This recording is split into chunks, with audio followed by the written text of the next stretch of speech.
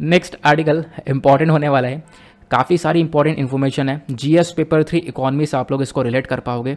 देखो आपने CRR repo rate के बारे में काफ़ी बार पढ़ा होगा, सीआरआर के बारे में पढ़ा ही नहीं पढ़ा है, पढ़ा वैसे होगा डेफिनेटली जब आप लोग प्रिपरेशन कर रहे हो। तो नहीं पता है सीआरआर क्या होता है, cash reserve ratio, statutory liquidity ratio, repo rate, reverse repo rate, ये सारी इंपॉर्टेंट इकोनॉमिक टर्म्स को हम लोग इस पर्टिकुलर आर्टिकल के अंदर कवर करेंगे। थोड़ा सा वेट करो, आपको काफ़ी सारी जानकारी यहाँ पे मिलेगी। न्यूज़ का निकल कर आती है, न्यूज़ ये है आरबीआई ने रेपो रेट को बढ़ा दिया है। अब जो कर्ज वगैरह लेना होगा वो कर्ज वगैरह और महंगा मिलेगा, लोन वगैरह और महंगा मिलेगा। तो यहाँ पे इसी को लेकर इन्फॉर्मेशन है। बेसिक ये है, रिजर्व बैंक ऑफ इंडिया की जो मॉनेटरी पॉलिसी कमेटी है, इन्होंने यहाँ पर जो रेपो रेट है इसको 40 बेसिस पॉइंट से इंक्रीज़ किया। तो पहले मान लो ये 4% का रेपो रेट चल रहा था, तो अब इसको 4.40 या फिर 4.40% तक का इसको पहुँचा दिया गया है। ये हुई रेपो रेट की बात। कैश रिजर्व रेशियो को भी यहाँ पर 50 बेसिस पॉइंट से इंक्रीज़ कर दिया, तो अभी ये 4.5% का हो चुका है। ठीक है, तो दोनों को ही डिस्कस करेंगे, दोनों के बारे में यहाँ पे चर्चा की है। द हिंदू का आर्टिकल है, पूरा आर्टिकल लगा दिया है, चाहो तो रीड कर लेना। तो यहाँ पे एक चीज़ मैं आप लोग को और बता दूँ, इतनी चर्चा इसके बारे में इसलिए हो रही है कि जो रेपो रेट है ये आज से पहले इतना नहीं बढ़ाया गया है।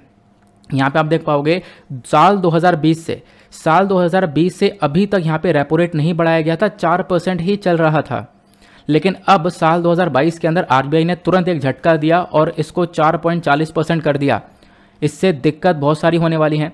आरबीआई का देखो मेजर काम क्या है, रिजर्व बैंक ऑफ इंडिया का जो मेजर काम है वो यह है कि भाई इन्फ्लेशन को कंट्रोल करना। ठीक है, जो महंगाई है उसको यहाँ पर कंट्रोल करके रखना, उसको रेगुलेट करना। आज के टाइम पर इन्फ्लेशन काफ़ी बढ़ चुका है, महंगाई बढ़ चुकी है, उसके पीछे कई सारे कारण है, वो भी आगे मैं डिस्कस करूंगा। तो इसी महंगाई को रोकने के लिए इस रेपो रेट को बढ़ाया। अब आप कहोगे ऐसे कैसे हो सकता है, तो आगे हम समझेंगे, मैं आपको डिटेल से बताऊंगा रेपो रेट क्या होता है और रेपो रेट को बढ़ाने से महंगाई कैसे कंट्रोल होगी वो भी हम लोग समझेंगे। ठीक है, तो फिलहाल यहाँ पे एक डेटा है, ये बताया गया है साल 2005 से हम लोग कंपेयर करें तो साल 2005 से लगातार आप देखोगे तो अभी 4 मई 2022 में ये 5वीं बार सबसे हाईएस्ट रेपो रेट देखने को मिलेगा, जो कि शक्तिकांत दास जी ने किया है। उससे पहले रेपो रेट बहुत बड़े हैं, मतलब बहुत बहुत हाई रहे हैं। 2008 में 8.5% का रेपो रेट था, 2011 में 7.25% का था। अभी यहाँ पर फिलहाल 2022 में इसको 4.4% का कर दिया है। ठीक है, थोड़ा सा यहाँ पे 0.5% का एक हाइक, एक बढ़ोतरी देखने को मिली है। अब कुछ बेसिक्स कवर करते हैं, क्योंकि हम लोग ऑब्वियसली बात है एग्जामिनेशन के पॉइंट ऑफ व्यू से कवर कर रहे हैं, फालतू की बातें नहीं करेंगे। तो यहाँ पे प्रीलिम्स और मेंस के पॉइंट ऑफ व्यू से क्या क्या इंपॉर्टेंट है। प्रीलिम्स के पॉइंट ऑफ व्यू से मॉनेटरी पॉलिसी कमेटी इंपॉर्टेंट है, क्योंकि ये सारी बातें इसी कमेटी ने तैयार की हैं। अभी कमेटी क्या है इसके बारे में जानते हैं। कमेटी बेसिकली एक स्टैट्यूटरी और इंस्टीट्यूशनलाइज फ्रेमवर्क देखने को मिलेगा, मतलब reserve Bank of India act 1934 के अंदर ये रूल्स एंड रेगुलेशन है, जहाँ पे कमेटी को प्रिपेयर करने के बारे में सारी चर्चा की गई है। एक कमेटी हमारे पास होगी और ये कमेटी क्या करेगी, प्राइस स्टेबिलिटी को मेंटेन करेगी, यानी जो दाम है उसको एक तरीके से उसको रोक कर रखेगी। ठीक है, ना ज़्यादा कम ना ज़्यादा, ठीक है, उसको स्टेबल करके रखा जाएगा। उसके साथ साथ हम लोग जो ये हमारी जो कमेटी है वो हमारे कंट्री की ग्रोथ के ऊपर फोकस करेगी। जितने भी हमारे रेट्स होते हैं, इन्फ्लेशन रेट वगैरह, वो सब यहाँ पर एक कमेटी देखती है। उसके बाद इस कमेटी के जो गवर्नर, मतलब जो एक्स ऑफिशियो चेयरमैन होता है इस कमेटी के, वो हमारे रिजर्व बैंक ऑफ इंडिया के गवर्नर होते हैं। जैसे आज के टाइम पर हमारे आरबीआई के गवर्नर शक्तिकांत दास जी हैं, तो वही इसके एक्स ऑफिशियो चेयरमैन हैं। प्लस यहाँ पे जो मॉनेटरी पॉलिसी कमेटी है ये सारे इंटरेस्ट रेट को डिटरमाइन करती है, वही जैसे मैंने आपको बताया रेपो रेट हो गया या फिर इन्फ्लेशन वगैरह हो गया। ठीक है, महंगाई और इंटरेस्ट रेट, इन सब चीज़ों को यहाँ पर यही मेंटेन करती है। तो अभी एमपीसी यानी कि मॉनेटरी पॉलिसी कमेटी ने ही इस रेट को बढ़ाया है, इसी वजह से कमेटी इंपॉर्टेंट है। ठीक है, और उसके बाद मैं आपको बता दूं कि जो हमारे पहले के गवर्नर रह चुके हैं उर्जित पटेल जी, तो साल 2014 में इन्होंने यहाँ पर रिकमेंड किया था कि जो मॉनेटरी पॉलिसी कमेटी है उसको बनाना चाहिए। ठीक है, तो उनका एक रिकमेंडेशन भी था बहुत पहले से। तो मॉनेटरी पॉलिसी कमेटी के अंदर कौन कौन होता है, क्या क्या होता है, मैंने आपको बता दिया। इनका मेजर काम है कि जो भी इंटरेस्ट रेट है उसको मेंटेन करना और इन्फ्लेशन जो टारगेट है उसको मेंटेन करना। जैसे कि आज के टाइम पर जो हमारा महंगाई है, महंगाई को हम लोग देखते हैं 4+-2 से, कि हमारा इतना टारगेट रहना चाहिए। मतलब कम से कम जो महंगाई है वो 2% की होनी चाहिए और महंगा से महंगा जो सामान है वो 6% तक महंगाई पहुंचनी चाहिए, ना इससे ज़्यादा ना इससे कम। ये हमारा टारगेट होना चाहिए। ये हमारा किसका, मॉनेटरी पॉलिसी कमेटी का टारगेट रहता है। तो हालांकि आज के टाइम पर ये बहुत ज़्यादा महंगाई पहुँच चुकी है। ठीक है, तो बेसिकली इन चीज़ों को कंट्रोल करने का, इन चीज़ों को मेंटेन करने का काम एमपीसी का है, ये मैं आपको समझा रहा हूँ।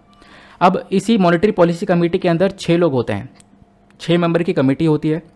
3 गवर्नमेंट के मेंबर होते हैं और 3 हमारे आरबीआई के मेंबर होते हैं।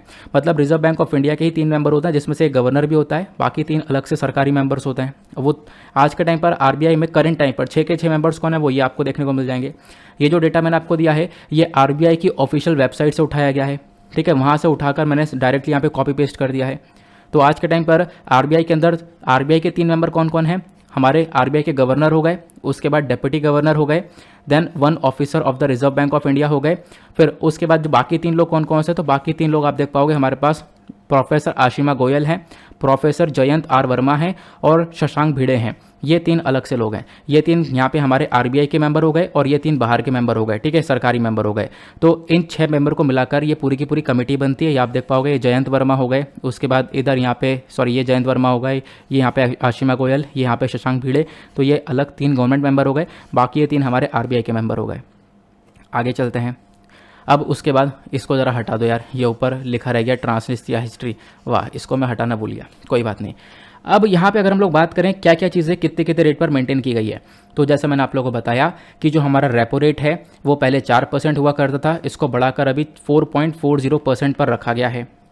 और मार्जिनल स्टैंडिंग फैसिलिटी रेट 4.65% पर है और कैश रिजर्व रेशियो का जो रेट है वो 4.50% पर रखा गया है। अब ये तीनों रेट होते क्या हैं पहले इसको समझेंगे, क्योंकि अगर हमने इसके बारे में नहीं समझा कि ये होते क्या हैं तो तब तक ये कुछ भी समझ में नहीं आएगा कि रेट का मकसद क्या हो रहा है, ठीक है। तो यहाँ पर सबसे पहले हम लोग समझते हैं रेपो रेट को, कि आखिरकार रेपो रेट क्या होता है। देखो इसको समझते हैं। जो हमारा रिजर्व बैंक ऑफ इंडिया है, रिजर्व बैंक ऑफ इंडिया का मेन काम क्या है कि भाई जो हमारा महंगाई वगैरह इन्फ्लेशन वगैरह है वो कंट्रोल करना। रिजर्व बैंक ऑफ इंडिया हमारे सारे बैंकों का बैंक माना जाता है, ठीक है, सारे बैंकों को कंट्रोल करता है। अब रिजर्व बैंक ऑफ इंडिया जो है बेसिकली आपको देखने को मिलेगा हमारा ये होता है सेंट्रल बैंक, ठीक है। अब मैं इसको हटाता हूँ, मैंने आपको आरबीआई के बारे में बताया, अब हम लोग थोड़ा समझते हैं। जो हमारा सेंट्रल बैंक होता है इसी को हम लोग रिजर्व बैंक ऑफ इंडिया बोलते हैं, ये तो हमें पता है ना। अब इधर हमारे हो गए कमर्शियल बैंक्स। कमर्शियल बैंक्स यानी कि जो हमारा एसबीआई हो गया, उसके बाद एचडीएफसी हो गया, पीएनबी हो गया, ये सारे जो भी हमारे बैंक्स हैं वो सब हमारे कमर्शियल बैंक्स कहलाते हैं। तो जब कमर्शियल बैंक, ध्यान से सुनना, जब कमर्शियल बैंक सेंट्रल बैंक से पैसा लेगा, ठीक है, मान लो ये हमारा सेंट्रल बैंक हो गया रिजर्व बैंक ऑफ इंडिया, ऐसे समझते हैं। जब मान लो एसबीआई आरबीआई से पैसा लेगा, भाई मुझे पैसे की ज़रूरत है, लोन चाहिए, तो आरबीआई कहेगा ठीक है भाई ले लो पैसा, कितना चाहिए। अब पैसा ले लिया, ऑब्वियस सी बात है, अब एसबीआई उस पैसा को चुकाएगा भी, आरबीआई को वापस देगा। लेकिन अब क्या आरबीआई वो पैसा वापस ले लेगा? ऐसे तो उसका कोई फ़ायदा ही नहीं हुआ। तो क्या होगा, वो कुछ ना कुछ ब्याज लेगा, है ना। तो एसबीआई जब ये सारा पैसा आरबीआई को वापस चुकाएगा तो वो पैसा तो देगा, उसके साथ साथ एक ब्याज देगा, एक ब्याज यानी कि एक इंटरेस्ट रेट देगा, उसी को हम लोग बोलते हैं रेपो रेट। बस खलास, ये यहाँ पर इसका सिंपल सा मतलब था, ठीक है। तो ये होता है रेपो रेट। मान लो यहाँ पर रिजर्व बैंक ऑफ इंडिया पहले यहाँ पर पैसे देगा, किसको, हमारे कमर्शियल बैंक्स को। कमर्शियल बैंक वो पैसा वापस से लौटाएंगे आरबीआई को, जब लौटाएंगे तो ब्याज देंगे, वही जो ब्याज का रेट होता है, इंटरेस्ट रेट होता है, उसी को हम लोग रेपो रेट बोलते हैं।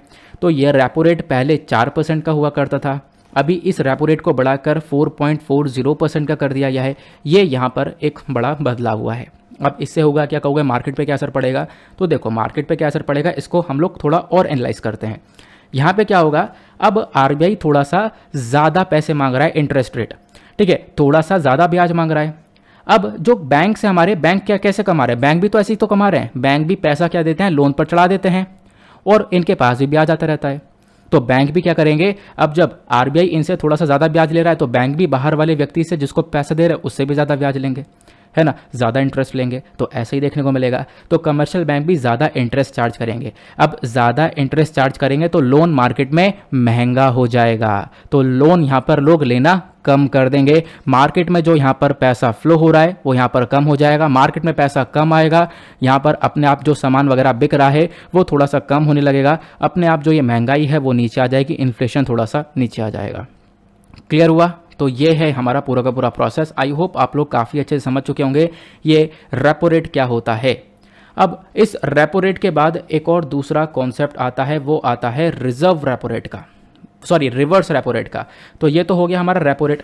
उसके बाद आता है एक रिवर्स रेपो रेट। रिवर्स मतलब उल्टा कर देना, हाँ, ऐसा ही होता है। उल्टे में क्या होता है, मान लो अब एसबीआई के पास पैसा बहुत सारा आ गया, इसको थोड़ा सा सफाई कर देते हैं यहाँ पर, नहीं तो फिर कुछ समझ में नहीं आने वाला है ना। तो यहाँ पर मान लो एसबीआई है और यहाँ पर हमारा आरबीआई है, ये हमारा कमर्शियल बैंक हो गया और ये हमारा सेंट्रल बैंक हो गया, दोनों सीबीसीबी हैं, इस वजह से आरबीआई और एसबीआई के टर्म को लेते रहें।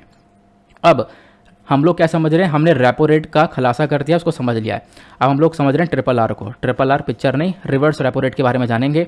रिवर्स रेपो रेट में यहाँ पर क्या देखने वाले हैं कि जो एसबीआई है, एसबीआई क्या करेगा वापस से, मतलब एसबीआई के पास थोड़ा सा ज़्यादा पैसा हो चुका है, तो ज़्यादा पैसा हो गया जाएगा, तो क्या कर रहा है एसबीआई, सोच रहा है यार मैं जमा कर दूं आरबीआई के पास में, तो ज़्यादा पैसा हो गया, कुछ एक्स्ट्रा पैसा ले जाकर आरबीआई को जमा कर दिया और आरबीआई से कह दिया भाई हम तुम्हारे पास पैसा जमा कर रहे हैं, हम लोग का थोड़ा फ़ायदा कर देना, हमें इंटरेस्ट दे देना, कुछ कुछ ब्याज दे देना।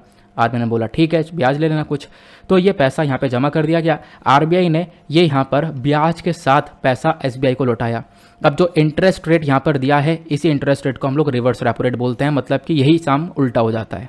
क्लियर हुआ, मज़ा आ गया ना। अगर मज़ा आ चुका है तो फटाफट वीडियो पे जो लाइक का बटन है उसको उठा के पटक दो और जल्दी से लाइक कर दो, ठीक है। आगे बढ़ते हैं। ये तो हमने सीखा किसको, हमने रेपो रेट और रिवर्स रेपो रेट, जिसके अंदर अभी बदला हुआ है। दूसरा आपने सीखना है रिजर्व रेशियो को। अब देखो बैंक के अंदर ही एक और टर्म होता है सीआरआर और एसएलआर, आपने काफ़ी बार सुना होगा, कैश रिजर्व रेशियो और स्टैट्यूटरी लिक्विडिटी रेशियो। इसको मैं इस पिक्चर के माध्यम से समझाऊंगा, थोड़ा सा ध्यान से सुनना, थोड़ा टेक्निकल है, थोड़ा सा यहाँ पे दिमाग से ऊपर से जा सकता है, लेकिन मैं उसको जाने नहीं दूंगा, आराम से समझा दूंगा। मान लो यहाँ पर एक बैंक है, अब इस बैंक को बनाना है, ये बैंक खड़ा हो रहा है। अब इस बैंक को अगर खड़ा होना है तो इस बैंक को दो चीज़ें अपने पास मेंटेन करके चलनी होगी, एक होता है कैश रिजर्व रेशियो और दूसरा होता है स्टैट्यूटरी लिक्विडिटी रेशियो। तो ये दो चीज़ें यहाँ पर बनाकर इस बैंक को चलनी होती है। वो कैसे बनाकर चलेगा तो यहाँ पर समझते हैं। एक बैंक के पास में ये दोनों चीज़ें होना आवश्यक है। देखो मान लो इस बैंक के पास में 1000 रुपये आए हैं, ठीक है, 1000 रुपये इस व्यक्ति ने डिपॉजिट कर दिया, इस बैंक के पास में 1000 रुपये, हम लोग 1000 का एग्जाम्पल ले रहे हैं, ये 1000 करोड़ हो सकता है, 1 लाख करोड़ भी हो सकता है, ठीक है। मान लो यहाँ पर ये बैंक के पास एक दिन में 1000 रुपये आया, एक दिन का पैसा ये 1000 रुपये आ गया। अब उसी 1000 रुपये को इसको बांटना होगा अच्छे से, जैसे कि इसी 1000 रुपये का जो सीआरआर है, सीआरआर यहाँ पर सपोज किया गया है 6% और एसएलआर 20%। हालांकि जो करंट टाइम पे 18% के आसपास है, ये थोड़ा सा कम हो ज़्यादा होता रहता है, 0.5 बढ़ जाता है, 0.5 कम होता है। और जो सीआरआर है जिसको हमने अभी थोड़ा सा बढ़ा दिया है वो है 4.50%, ठीक है।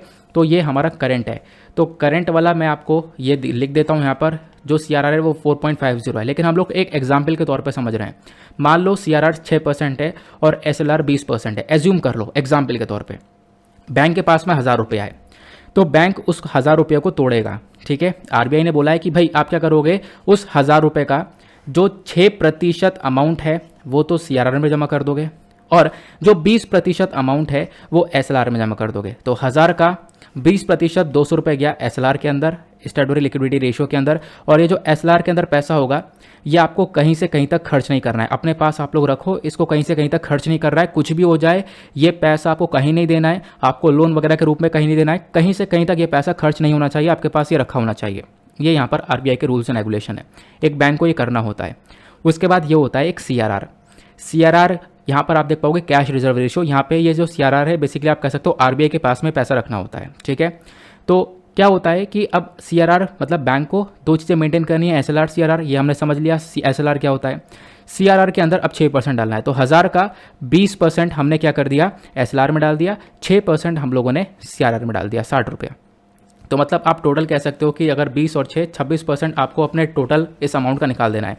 लेकिन करंट टाइम में बात करें तो 18%, जैसे कि आज के हिसाब से बात करें तो मान लो यहाँ पर 18% ये हो गया, 4% ये हो गया, ठीक है।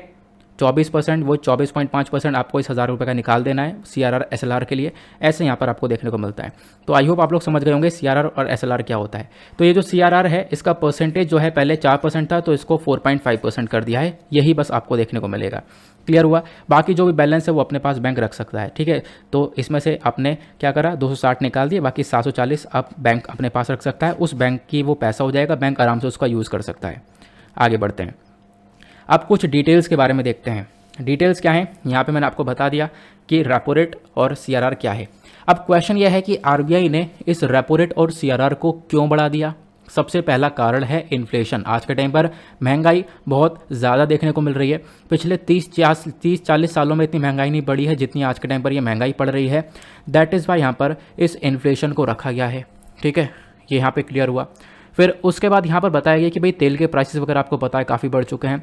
दूसरा कारण यूक्रेन की वॉर की वजह से, यानी कि रशिया लगातार यूक्रेन को इन्वेड कर रहा है, इस वॉर की वजह से हालात काफ़ी ज़्यादा ख़राब हैं। इसकी वजह से हम लोग को रेपो रेट बढ़ाना पड़ा है।